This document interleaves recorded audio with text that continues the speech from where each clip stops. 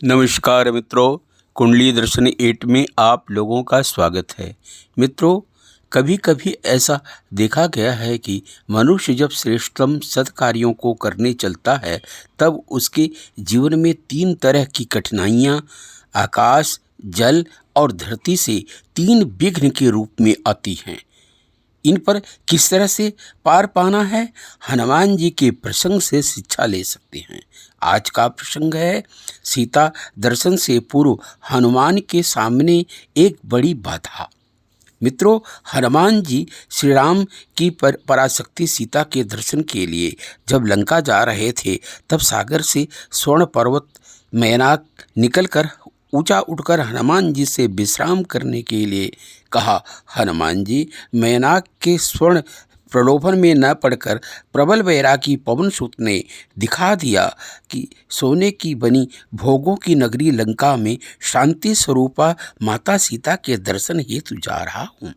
लोभ मुझे स्पर्श भी नहीं कर पाएगा। आकाश से देवता देख रहे थे। इंद्र ने अन्य देवों से कहा, असीम शक्ति है पवन पुत्र में, आकाश में भी इनका नियंत्रण है। मैनाक स्पर्श करते समय वेग शिथिल करके धीरे से स्पर्श किया और अब ऊपर उठ गए हैं।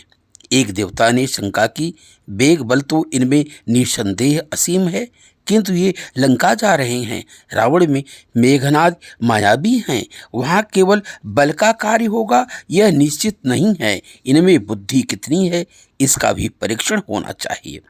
देवराज ने नागमाता प्रजापति कश्यप की पत्नी देवी सुरसा से अनुरोध किया, माता आपके पास पंख हैं, हनुमान जी के सामने जाकर बुद्धि का परीक्षण करो।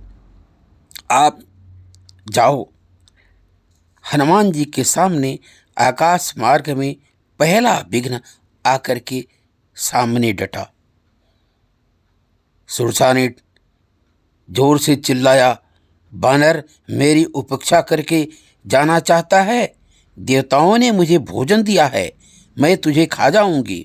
हनुमान जी ने हाथ जोड़ लिया, मैं अंजना का पुत्र बानर हनुमान लोक माता को प्रणाम करता हूँ। श्री राम देवताओं के सेवक हैं, उनकी पत्नी सीता का पता लगाने जा रहा हूँ। आपका अनुग्रह मिलना चाहिए। मुझ रामदूत को यदि आप भक्षण कर लेंगी तो श्री राम को सीता का पता कौन देगा?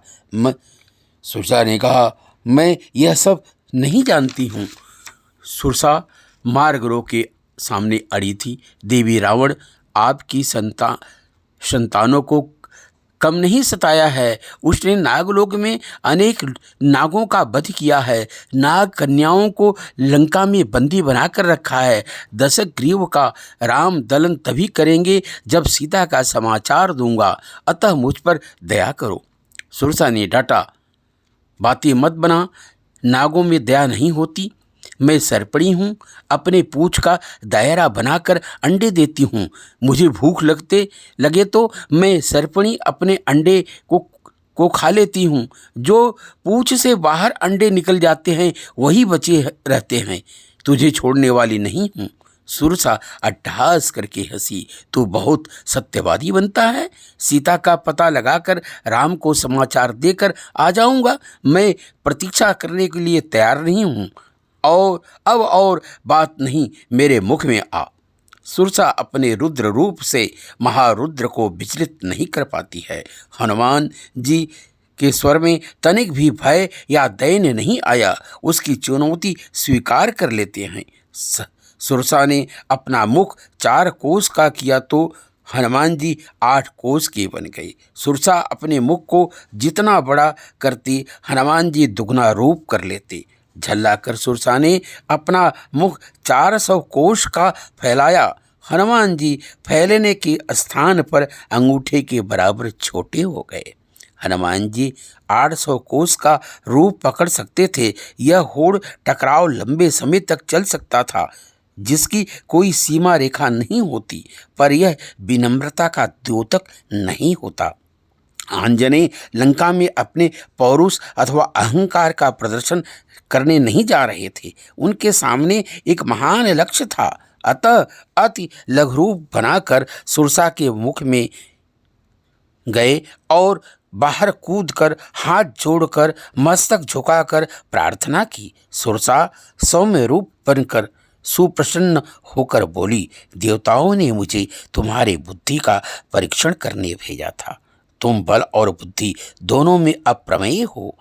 अवश्य तुम श्री राम का कार्य कर सकोगी। प्रस्थान करो, सफल होकर लौटो।